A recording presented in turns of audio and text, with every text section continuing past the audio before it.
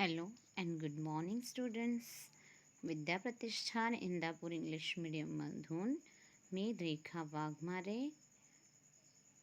आज आपण बघणार आहोत इयत्ता 12वी भूगोल पाठ क्रमांक 4 प्राथमिक आर्थिक क्रिया. In previous chapter we will see primary economic activities like hunting, gathering, animal husbandry, agriculture, and today we will see fishing, mining, etc. So see the given map figure 4.1 and answer the following questions. Along which coast of North America is the Grand Bank located? See here. Here Grand Bank located in northern eastern coastal area in North America. Then question number 2. Along which coast South America is the fishing mostly practiced? Western part of coastal area. Western part of coastal area in South America, there fishing mostly practiced. Question number 3. In which part of the Australian continent has fishing activity developed? Means Australia खंडात कोणत्या भागामध्ये मासेमारीचा विकास झालेला आहे? Answer is south eastern coastal area. म्हणजे Africa खंडाच्या या दक्षिण पूर्व भागामध्ये आपल्याला मासेमारीचा खूप मोठ्या प्रमाणात विकास झालेला दिसून येतो. Then question number 4 is fishing is carried out on large scale on the western coast of Africa, then on the eastern coast. Give reasons. म्हणजे आफ्रिका खंडाच्या पूर्व किनारपट्टीपेक्षा पश्चिम किनारपट्टीवर मासेमारीची क्षेत्रे जास्त का आहेत? कारणे द्या. सी आफ्रिका म्हणजे आफ्रिका खंडाचा जो पूर्व किनारपट्टी आहे ती खोल आहे, पण पश्चिम किनारपट्टी जी आहे ती उथळ आहे. उथळ म्हणजे तिथे शॅलो वॉटर आहे आणि शॅलो वॉटर असल्यामुळं त्या ठिकाणी जर बघितलं तर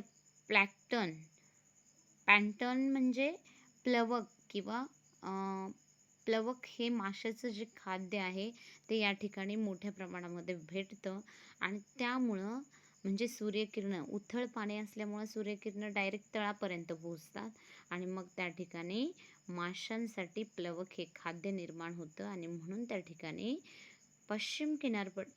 पूर्व किनारपट्टीपेक्षा पश्चिम किनारपट्टीवरती आफ्रिका खंडामध्ये जास्त मोठ्या प्रमाणावर मासेमारीची क्षेत्रे आपल्याला दिसून येतात. Commercial fishing is practice on the southern coast of Greenland. Give reasons. ग्रीनलँडच्या दक्षिण किनारपट्टीवरती म्हणजे ग्रीनलँडचा हा जो दक्षिण किनारपट्टीचा भाग आहे तिथं मासेमारी जास्त प्रमाणात का केली जाते त्याचं कारण सांगा. आपण जर बघितलं तर ग्रीनलँडच्या वरच्या भागामध्ये अंटार्क्टिका खंड आहे इकडं आणि अंटार्क्टिका खंडामधली जमीन जी आहे ती कायम म्हणजे वर्षभर म्हटलं तरी बर्फाच्छादित असते आणि त्यामुळं उत्तर ग्रीनलँडमध्ये मासे, कारण बर्फाच्छादित जमीन असेल तर अशा ठिकाणी मासे दिसून येणारच नाहीत. पण ग्रीनलँडचा दक्षिण भाग जो आहे तिथं लो टेम्परेचर आहे आणि शिवाय तिथं नो आईस कवर्ड एरिया आहे तो, म्हणजे तिथं आईस कवर नाही आहे, कारण त्या ठिकाणी शीतप्रवाह आणि उष्ण प्रवाह एकत्र आल्यामुळे त्या ठिकाणी पाणी थंड आहे, म्हणजे तिथलं वातावरण जे आहे ते थंड आहे आणि ते माशांसाठी पोषक असं आहे. त्यामुळं या जो ग्रीनलँडचा दक्षिण भाग आहे तिथं मोठ्या प्रमाणावरती मासेमारी केली जाते. यानंतर आपण बघणार आहोत some of the factors are as follows. Wide expanse of the continental shelf with presence of shallow water for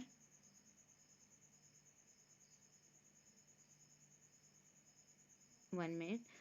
Other factors which are favorable for development of fishing are म्हणजे the traditional skills of some people who are naturally good in fishing. म्हणजे मासेमारी या प्राथमिक व्यवसायावर अनेक प्राकृतिक आणि मानवी घटकांचा परिणाम होतो.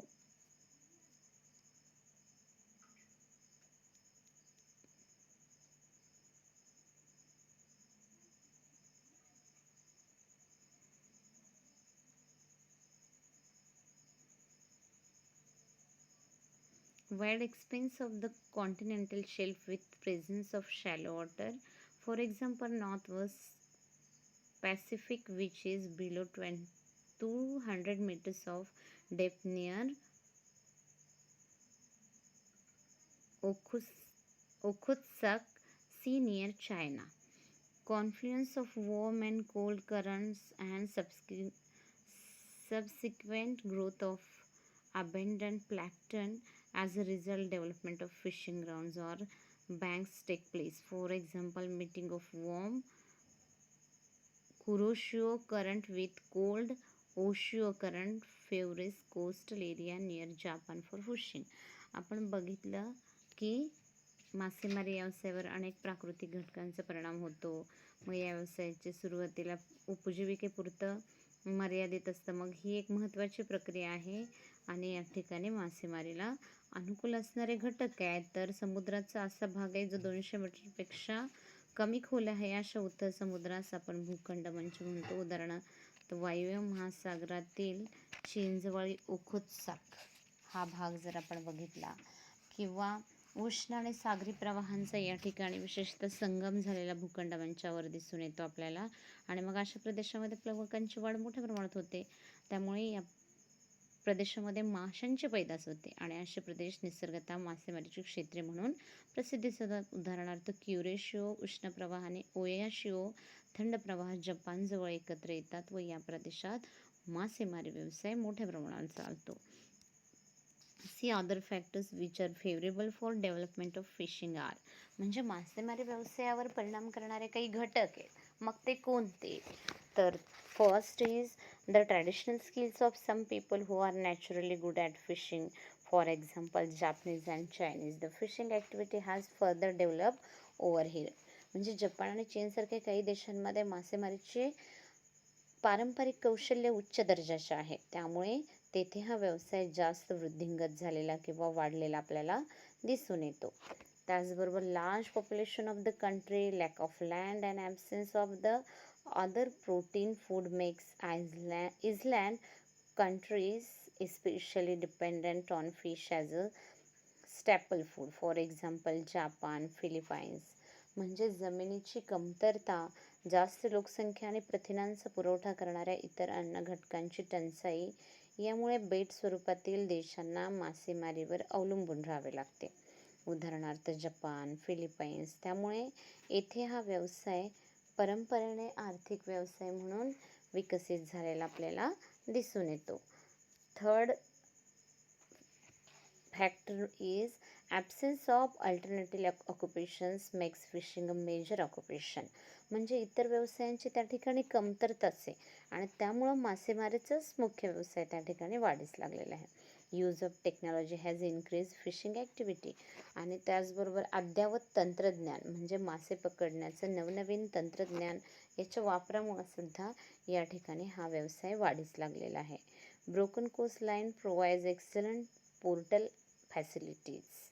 दंतूर किनारे हे उत्तम बंदराच्या निर्मितीस सहाय्यक ठरतात.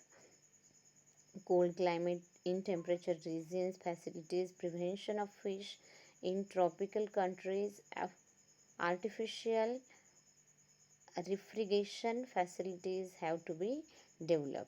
म्हणजे उच्च अक्षवृत्तीय प्रदेशांमध्ये मासे हा नाशवंत पदार्थ सहज साठवता येतो. उष्णकटिबंधात मात्र त्यासाठी शीतगृहांची सोय करावे लागते. Near by forest provides wood for ship building. आणि किनारपट्टीपासून वनप्रदेश जवळ असल्याने जहाज बांधणी व्यवसायासाठी लाकूड या ठिकाणी सहज प्राप्त होतं.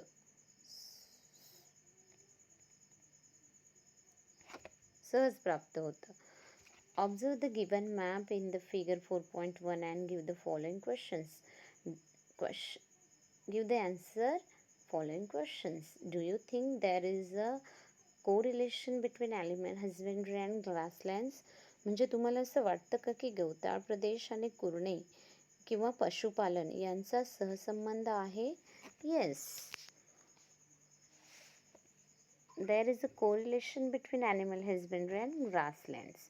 म्हणजे जिथं ग्रासलँड असणार आहे किंवा गवताळ प्रदेश असणार आहे अशाच ठिकाणी पशुपालन केलं जाणार आहे, म्हणजे नक्कीच त्यांच्यामध्ये सहसंबंध असणार आहे. Question number second. In which continent is animal husbandry not practice on a large scale. म्हणजे पशुपालन व्यवसायाचा विकास सर्वात कमी कोणत्या खंडात आढळतो? तर desert area, forest area, African continent. म्हणजे आफ्रिका खंडातील वाळवंटी प्रदेश आणि जंगलांचा प्रदेश या ठिकाणी किंवा आफ्रिका खंडामध्ये पशुपालन व्यवसायाचा विकास सर्वात कमी झालेला आपल्याला दिसून येतो. In which region of the world do animal husbandry and agriculture coincide. म्हणजे जगातील कोणत्या प्रदेशामध्ये पशुपालन व शेती एकत्रित होताना दिसते? Answer is North America, South America, Europe and Asia. म्हणजे पशुपालन आणि शेती कुठे एकत्रित होताना दिसते? तर उत्तर अमेरिका, दक्षिण अमेरिका, युरोप असेल, आशिया म्हणजे भारताचा काही भाग असेल, या ठिकाणी आपल्याला पशुपालन आणि शेती एकत्र केलेली दिसून येते. Question number 4 is animal husbandry is found in between which latitudes of the world. म्हणजे जगातील कोणत्या अक्षवृत्तादरम्यान पशुपालन होताना दिसत आहे?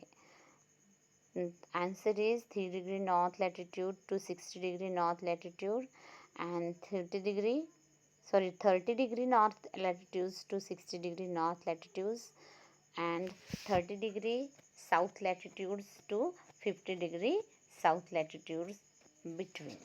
म्हणजे जर आपण बघितलं 30 अंश उत्तर अक्षवृत्तादरम्यान ते 60 अंश उत्तर अक्षवृत्तादरम्यान, त्याचबरोबर 30 ते 50 दक्षिण अक्षवृत्तादरम्यान आपल्याला पशुपालन होताना दिसते. In which zone between 30 degree north and 30 degree south latitudes is animal husbandry not found on a large scale? What could be the reason behind? म्हणजे 30 अंश उत्तर ते 30 अंश दक्षिण या अक्षवृत्तादरम्यान कोणत्या पट्ट्यामध्ये पशुपालन विकसित झालेले दिसत नाही आणि यामागचे कारण काय असावे? 30 डिग्री उत्तर आणि 30 डिग्री दक्षिण अक्षवृत्तादरम्यान तो पट्टा येतो म्हणजे आफ्रिका आणि ऑस्ट्रेलिया खंडाचा काही भाग, आफ्रिकाचा काही भाग. आणि या ठिकाणी पशुपालन विकसित झालेलं नाही. ऑस्ट्रेलिया खंडाच्या पूर्व भागात पशुपालन केंद्रित होण्याचे काय कारण असावे? What could be the reason of continental of concentration of animal husbandry in the eastern part of Australia? तर याचं कारण आहे in that area big grassland area is there, downs grassland. म्हणजे ऑस्ट्रेलियाच्या या भागामध्ये खूप मोठा असा डाऊन्स गवताळ प्रदेश आपल्याला दिसून येतो आणि त्यामुळे तिथं पशुपालन केंद्रित झालेलं आहे. खंडांतर्गत सूक्ष्म हवामानाच्या प्रदेशामध्ये पशुपालन व्यवसाय जास्त प्रमाणात का विकसित झाला असावा? म्हणजे why is the animal husbandry develop more in the arid regions of the interior of the continents. म्हणजे किनारपट्टीपासून खंडांतर्गत भाग जो आहे या ठिकाणचा, अशा भागांमध्येच पशुपालन व्यवसाय का जास्त विकसित झालेला आहे? कारण लो रेनफॉल नसल्यामुळं मग नो ॲग्रिकल्चर ॲक्टिव्हिटीज आणि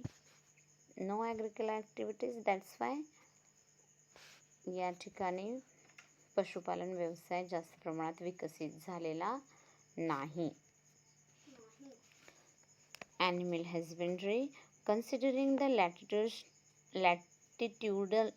latitudinal distribution of animal husbandry in the world, it is located between 30 degree north to 60 degree north and 30 degree south to 55 degree south latitudes. Climate is one of the most influencing factor in the development of animal husbandry. It is more developed in the northern hemisphere. Presence of grasslands in all the continents has led to distribution of this occupation. म्हणजे पशुपालन व्यवसायाचे जागतिक वितरण जर बघितलं तर ते 30 ते 60 अंश उत्तर व 30 ते 55 अंश दक्षिण अक्षवृत्तादरम्यान झालेलं दिसून येतं. या व्यवसायावर हवामानाचा प्रभाव दिसून येतो. उत्तर गोलार्धामध्ये या व्यवसायाचा विकास झालेला आहे. But this occupation is influenced by advance technology, market availability of large estates. It has developed on a commercial basis in North America, South America, and Australia. The animal husbandry in North and South America is carried out with the help of advanced technology on a commercial scale. म्हणजे Australia आणि दक्षिण व उत्तर America खंडातील पशुपालन अत्याधुनिक तंत्र, बाजारपेठ आणि विस्तीर्णाचे गवताळ करणे यांनी प्रभावित झालेले आहे. दक्षिण अमेरिका व उत्तर अमेरिकेतील पशुपालन उच्च तंत्रज्ञानावर आधारित असून येथे या व्यवसायांचे यांत्रिकीकरण सुद्धा मोठ्या प्रमाणावर झालेले आहे. Dense forest, inhospitable climate, low quality fodder in equatorial region has discouraged the development of animal husbandry in these regions. Looking at figure 4.1, we realize that agriculture and animal husbandry is done together in man's areas. Hence, they are considered as allied activities. म्हणजे घनदाट वने, रोगट हवामान, निकृष्ट चारा असणाऱ्या विषुववृत्तीय प्रदेशामध्ये या व्यवसायाचा विकास फारसा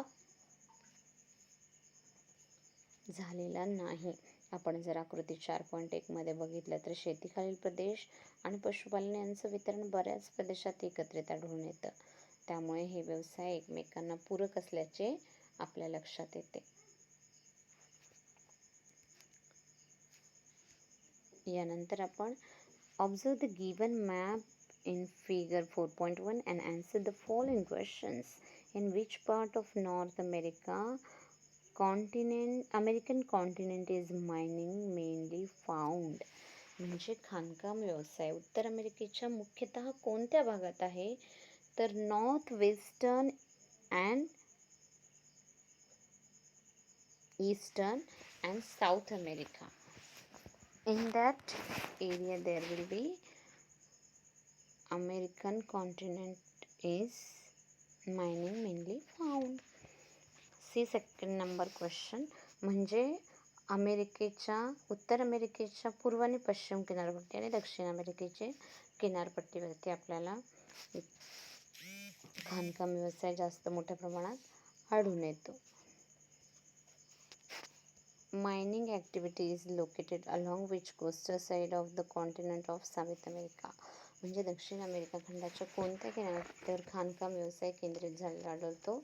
eastern, western, coastal, southern part of south America continent म्हणजे पूर्व आणि पश्चिम किनारपट्टी, त्याचबरोबर दक्षिण अमेरिकेचा दक्षिण किनाऱ्याचा भाग, या ठिकाणी खाणकाम व्यवसाय आपल्याला केंद्रित झालेला दिसून येतो. Comparing other primary economic activities, do you think the extent of mining is related to latitudes and why? इतर सर्व प्राथमिक व्यवसायांशी तुलना करता खाणकामाचा विस्तार अक्षवृत्तांशी निगडीत वाटतो का आणि का? Not related to latitude. Mining is not related to latitudes. Then looking at the concentration म्हणजे खाणकामाचा अक्षरतांशी काही संबंध नाही आहे. Looking at see the question number 4, looking at the concentration of mining in the world, can you relate it with the economic development of the country? म्हणजे खाणकाम व्यवसायाचे जगातील केंद्रीकरण पाहता तुम्ही त्याचा संबंध देशाच्या आर्थिक विकासाशी लावू शकता का? Answer is yes. जर खाणकाम व्यवसायाचं केंद्रीकरण झालं तर त्याचा संबंध देशाच्या आर्थिक विकासावरती नक्कीच होणार आहे, त्याचा परिणाम. So man has been using minerals since ancient times. Minerals have been used for making weapons, tools, jewelry, medicines, utensils, etc. The various stages of cultural evolution of man are also related to the use of minerals. At the end of the Stone Age, man developed skill of using minerals. Various periods like the Copper Age, Bronze Age, Iron Age, Atomic Age, respectively, were depleted accordingly. म्हणजे मानव खनिजांचा उपयोग प्राचीन काळापासूनच करत आला आहे. मग ती हत्यारे बनवणे असेल, अवजारे बनवणे, दागिने बनवणे, भांडी, औषधे इत्यादी तयार करण्यासाठी या खनिजांचा वापर केला जात असे. मानवाच्या सांस्कृतिक उत्क्रांतीचे वेगवेगळे टप्पे त्याच्या खनिज वापराशी निगडीत आहेत. पाषाण युगाच्या शेवटच्या टप्प्यावर मानवाने भूमिगत खाणकामाचे कौशल्य हस्तगत केले. अनुक्रमे कांस्ययुग, ताम्रयुग, लोहयुग आणि अणुयुग याप्रमाणे कालखंड खनिजाच्या वापरानुसार अधोरेखित करण्यात आले. Man's progressive development can be attributed to the exploration of minerals. He has even started exploiting the minerals, oil and natural gas reserves from the sea and ocean beds too. Man cannot manufacture the minerals that are found naturally in the earth's crust. The distribution of minerals is highly uneven in the world. This activity depends slowly on the presence of minerals and not related to latitude directly. म्हणजे या प्राथमिक आर्थिक क्रियेतूनच मानवाची उत्तरोत्तर प्रगती होत गेली. मानवाने समुद्र आणि महासागराच्या तळातून सुद्धा खनिज तेल आणि नैसर्गिक वायूचे उत्पादन घेण्यास सुरुवात केली. भूकवचात सापडणारी खनिजे मानव निर्माण करू शकत नाही. पृथ्वीवर खनिजांचं वितरणही असमान आहे. त्यामुळे खाणकाम व्यवसाय पूर्णपणे खनिजांच्या उपलब्धतेवरच अवलंबून असतो. या व्यवसायाचा अक्षांशाशी थेट संबंध नसतो. Even though the minerals may be present, actual mining depends on several factors: the zoology of the region, the value of the minerals, climate, capital investment, technology, skill, labour, etc. म्हणजे एखाद्या ठिकाणी खनिजांची उपलब्धता असली तरीही प्रत्यक्षात खाणकाम व्यवसाय हा त्या प्रदेशाची भूगर्भ रचना, खनिजांचे मूल्य, हवामान, भांडवल, तंत्र, कुशल पुरवठा, मजूर पुरवठा इत्यादी घटकांवर अवलंबून असतो.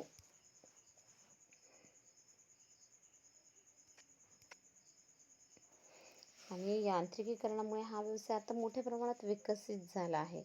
खाण क्षेत्राजवळ खनिजाशी संबंधित अनेक उद्योगधंदे स्थापित होतात. मोठ्या प्रमाणाने खाणकाम व्यवसायासाठी विकसित वाहतूक व्यवस्थाही महत्त्वाची असते. खाणकाम व्यवसायात वाढ झाली की उद्योगधंद्यांचा विकास होतो आणि पर्यायाने देशाच्या आर्थिक विकासाचीही वाढ होते. अशा पद्धतीने आपण या ठिकाणी लेक्चर नंबर 3 एंड करत आहोत. थँक्यू.